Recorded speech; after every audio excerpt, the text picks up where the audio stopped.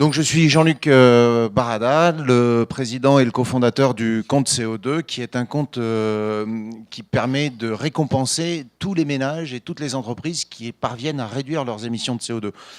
Donc, par exemple, un ménage qui va remplacer sa chaudière fuel qui émet beaucoup de CO2 par une chaudière à granulés bois ou une pompe à chaleur, au lieu d'émettre 5 à 6 000 kg de CO2 dans l'atmosphère, n'en émettra plus. Et on va donc créditer sur le compte de ce ménage 5 000 kg de CO2. Et donc, vous voyez, c'est un compte bancaire. Sauf que la monnaie, l'unité de compte, ce n'est pas de l'euro, du yen ou du dollar, mais le kilo de CO2 que vous avez évité de mettre dans l'atmosphère.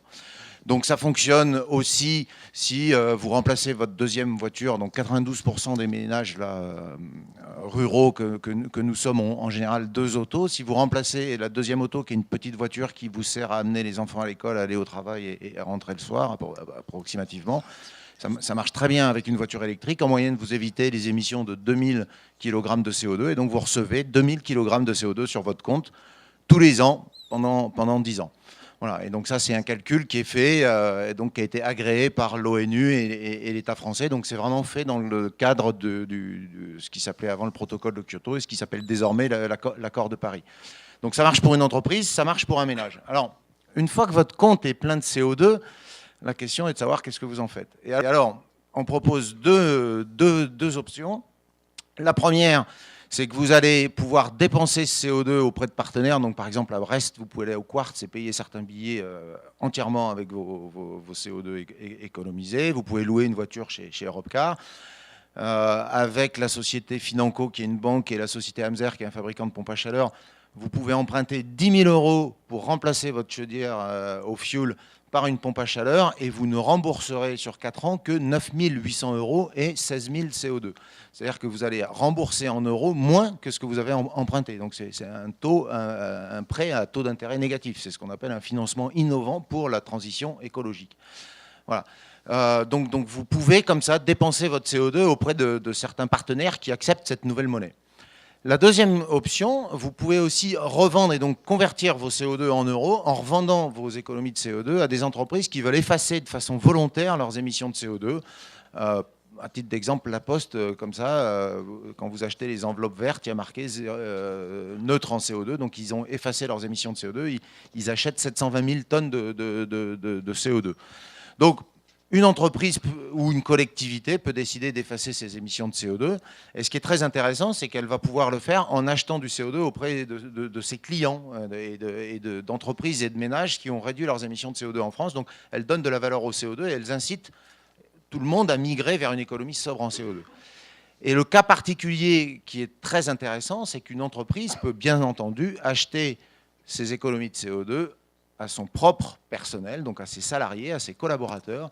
Et dans ce cas-là, il y a une incitation économique qui est très forte parce que c'est un moyen, et donc c'est une bonne transition avec la présentation précédente, c'est un bon moyen de redonner du pouvoir d'achat à ses salariés parce que en leur rachetant du CO2, il n'y a pas de charge sociale là-dessus, il n'y a pas d'impôt, et donc c'est très efficace d'un point de vue économique. Et je veux juste terminer là-dessus. Voilà. C'est un bon moyen de rétribuer vos salariés. Bon, maintenant, tu ne vas pas terminer dessus puisqu'il y a encore 1 minute 20. Alors après, j'ai une slide avec mes coordonnées. Je serais très content de rentrer dans le détail, mais aussi de prendre des questions. Mais ouais, j'ai un seul message, c'est que c'est difficile de donner de la valeur au CO2. L'accord de Paris, par exemple, est un accord assez remarquable. Il a été adopté par tout le monde et maintenant, il va falloir que les volontaires le ratifient. Donc on ne sait pas combien de personnes vont le ratifier. Et puis quand on regarde toutes les contributions que les pays ont données, ont remises pour l'accord de Paris, on s'aperçoit qu'on est en fait sur une trajectoire de 3 degrés. Or, l'accord de Paris dit non, on va caper à 2 degrés, voire 1,5.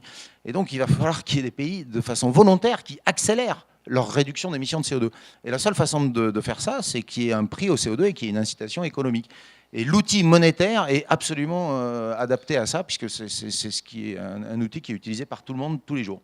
Jean-Luc, vous aviez été sélectionné parmi les 13 startups françaises qui étaient présentes. Alors voilà, on a été sélectionné donc parmi les 21 entreprises, donc par Emmanuel Macron et Axel Lemaire, pour être ambassadeur de la French Tech à la COP 21. On a aussi, Axel Lemaire avait fait un programme qui était intéressant l'année dernière, où elle essayait d'ouvrir les portes des ministères aux différentes startups dans le cadre d'une opération qu'elle a appelée les Jeux digitales. Et donc, pour le ministère de l'Environnement, il y avait 8 sociétés qui ont été sélectionnées, dont la nôtre. Voilà.